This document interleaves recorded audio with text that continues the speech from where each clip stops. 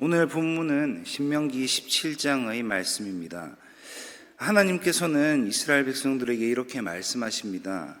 왕을 세우고 싶거든 세워라. 그런데 조건이 있다. 그것은 율법을 써서 책을 만들어야 하고 그 책을 평생에 자기 옆에 두고 읽어 그의 하나님 여호와 경외하기를 배우며 이 율법의 모든 말과 이 규례를 지켜 행해야 한다는 조건을 붙이십니다.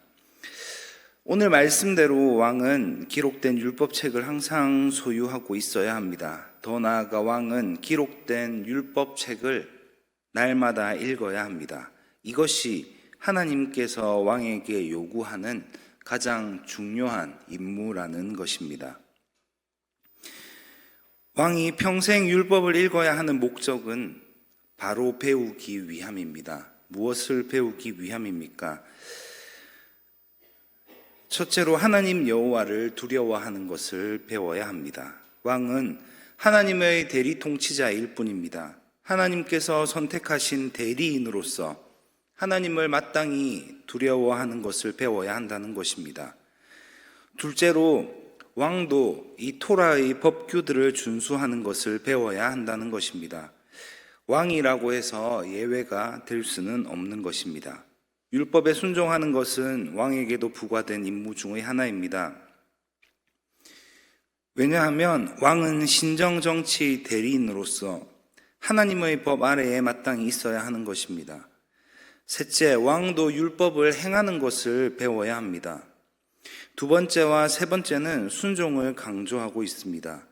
하나님께서 세우신 왕, 이 하나님을 대리하여 이 땅을 다스리는 것이기에 하나님의 법에 순종해야 한다는 것입니다.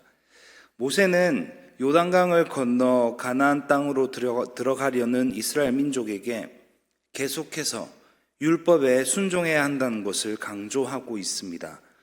왕 또한 이스라엘 민족 중에 하나이기 때문이기도 하고 그 역시 하나님의 율법 아래 있어야 하며 하나님의 말씀에 순종해야 한다는 것을 강조하고 있습니다.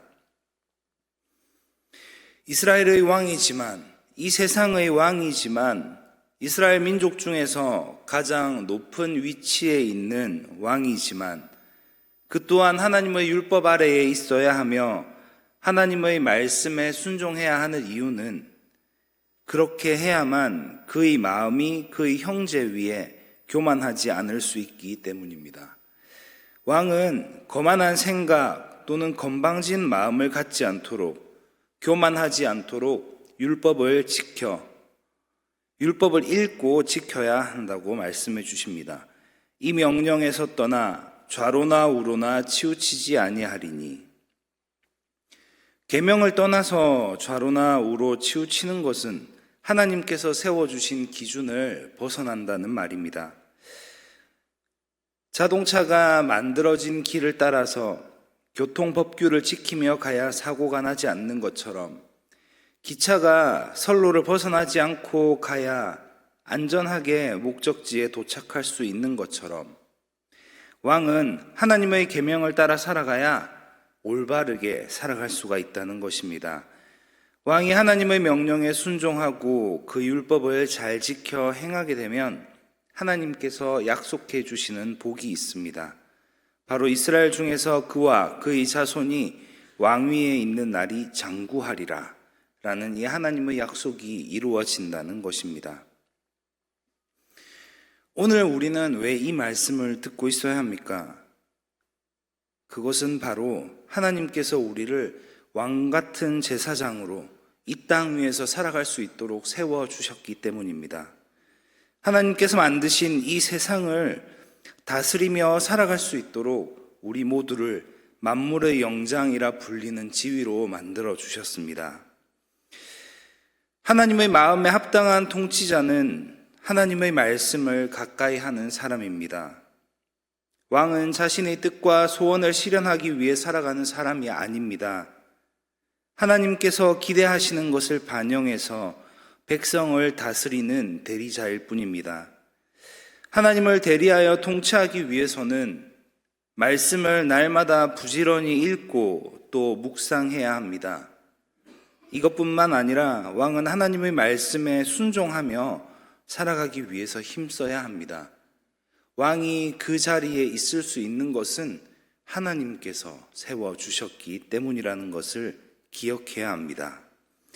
말씀을 가까이 하는 참된 통치자만이 영적으로나 도덕적으로 거룩한 삶으로 본을 보이며 살아갈 수가 있고, 하나님의 백성 공동체를 정의가 흐르는 사회로 만들어갈 수가 있다는 것입니다. 하나님은 당신의 말씀에 주의를 기울이고 또 말씀에 순종하는 사람과 함께 하시고 힘과 능력을 주시기 때문입니다.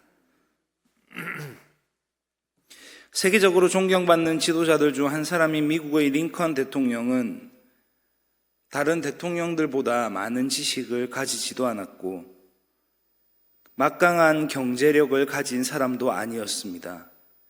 그가 대통령 취임식에서 했던 연설의 일부분을 통해서 우리는 그가 이 세상에 선한 영향력을 끼치고 존경받는 지도자가 될 수 있었던 이유를 발견하게 됩니다. 링컨은 취임식에 그의 어머니에게서 받은 낡은 성경책을 가지고 나왔습니다.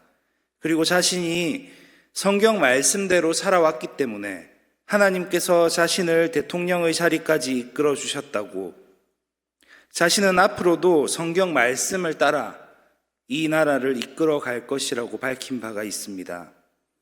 하나님께서는 이처럼 말씀을 최고의 가치로 삼고 또 말씀을 삶으로 실천하는 사람을 통하여 당신의 뜻을 펼쳐 나가시는 분이십니다. 하나님께서 기뻐하시는 통치자는 자기를 위하여 권력을 이용하는 사람이 아니라 하나님의 뜻을 이루기 위하여 자신의 힘을 공평하게 사용하는 사람입니다. 성도는 이를 삶의 기준으로 삼고 하나님의 말씀을 날마다 더 가까이 하며 연약한 자를 돌보고 하나님께서 창조하신 이 아름다운 세상에서 하나님의 의를 이루어 가기 위해서 힘써야 합니다. 사랑하는 든든한 교회 성도 여러분, 그 어떤 자리에서도 가장 중요한 것, 나에게 가장 중요한 기준이 되는 것은 하나님의 말씀이어야 합니다.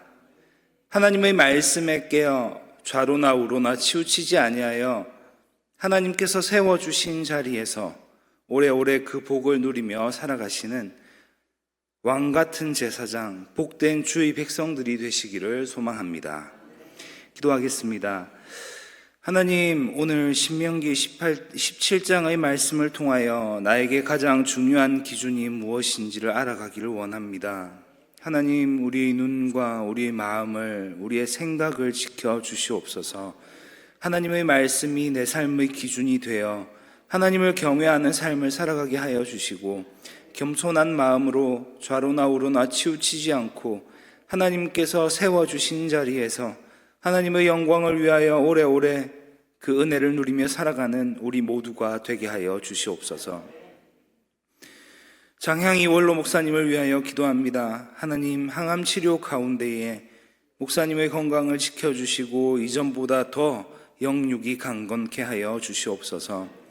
신명호 담임 목사님을 위하여 기도합니다. 하나님께서 주시는 힘과 능력으로 담대하게 든든한 교회를 이끌어가게 하여 주시고 하늘의 지혜를 내려주셔서 이 든든한 교회 공동체를 더 든든하게 세워가는 영적 지도자로 일으켜 주시옵소서. 몸과 마음이 아픈 환우분들을 기억하여 주시고 하나님께서 치유하여 주시고 회복시켜 주시기를 원합니다. 아픔과 고통 가운데 그 눈물을 닦아주시고 치유의 손길을 베풀어 주시옵소서. 오늘도 우리를 사랑하시어 은혜 베풀어 주시기를 원하시는 예수님 이름으로 기도합니다. 아멘.